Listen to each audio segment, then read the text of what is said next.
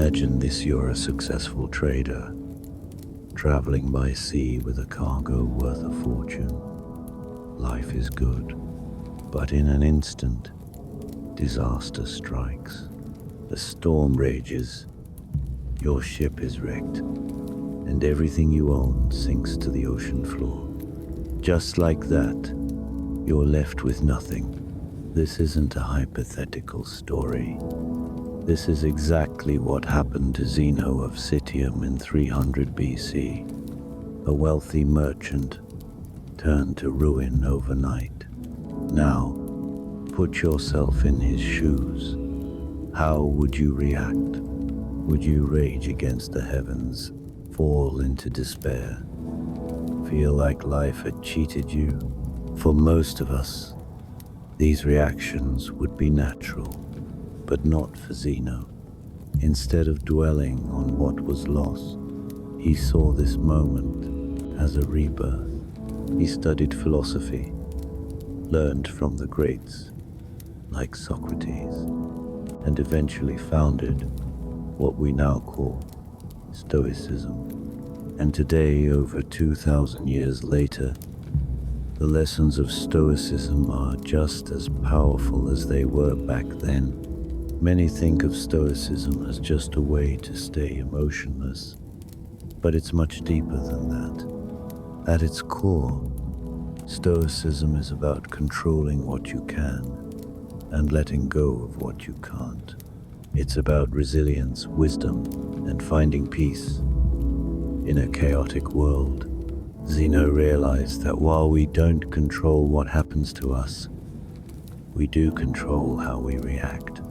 This simple yet profound idea became the foundation of Stoic philosophy, a way of thinking that has guided emperors, slaves, and scholars alike.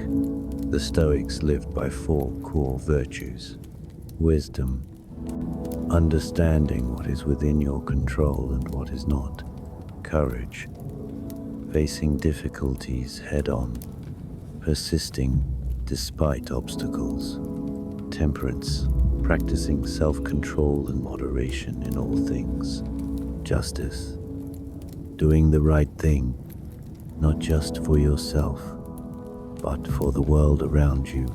These virtues weren't just ideas. They were a way of life. From the most powerful emperor to the lowliest servant, Stoicism was accessible to everyone. Take Marcus Aurelius, a Roman emperor and one of history's most powerful men. Despite ruling an empire, he faced betrayal, plagues, and war. Yet, through it all, he remained composed. His personal journal, Meditations, is now one of the greatest guides to Stoic wisdom ever written. Or consider Nelson Mandela. After spending 27 years in prison, he emerged without bitterness. Instead of seeking revenge, he sought unity. His ability to let go of what he couldn't control and focus on what he could, his mindset. His vision helped change an entire nation. That's Stoicism in action. Here's something to think about. We don't get upset simply because bad things happen. We get upset because they happen unexpectedly. Take rain, for example. It waters plants, fills rivers, and cools the earth. But if you get caught in a storm without an umbrella, it feels like a disaster. The rain didn't change your expectations, did? This is why Stoicism teaches us to expect hardship, not to be pessimistic, but to be prepared.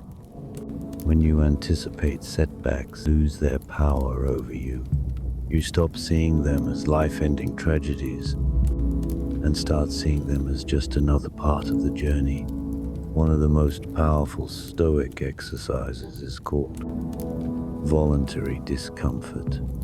It's about putting yourself in uncomfortable situations and purpose. Sleep on the floor instead of your bed. Take cold showers instead of warm ones. Eat simple food for a few days, even if you can afford more. Why? Because it teaches you resilience.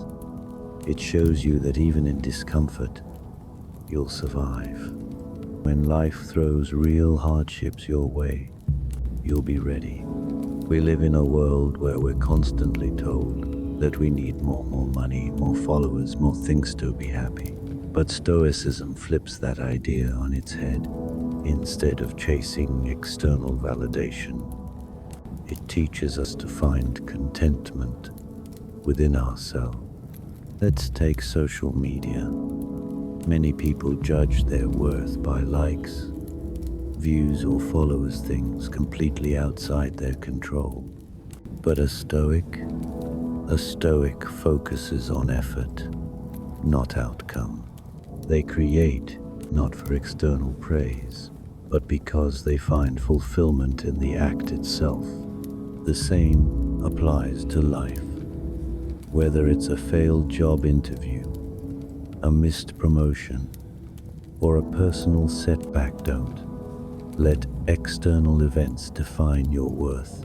Instead, judge yourself by your own efforts and intention. If there's one thing to take away from Stoicism, it's this.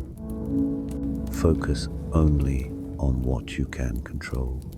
Epictetus, a former slave turned philosopher, summed it up perfectly. The chief task in life is simply this: to separate matters so that I can say clearly to myself which are externals, not under my control, and which have to do with the choices I actually control. You don't control traffic, but you control your patience. You don't control the economy, but you control how you adapt. You don't control what people say about you, but you control how you respond. When you truly embrace this mindset, life becomes a lot less stressful. You stop wasting energy on things you can't change and start focusing on the things you can. Stoicism isn't about being emotionless. It's about having power over your emotions instead of letting them have power over you. It's about finding strength in adversity, wisdom in challenges, and peace in the chaos. So, next time life throws an unexpected storm your way, remember Zeno, remember Marcus Aurelius, remember Mandela, and remember this: you might not control the storm, but you control how you sail through it. And that is the essence of Stoicism.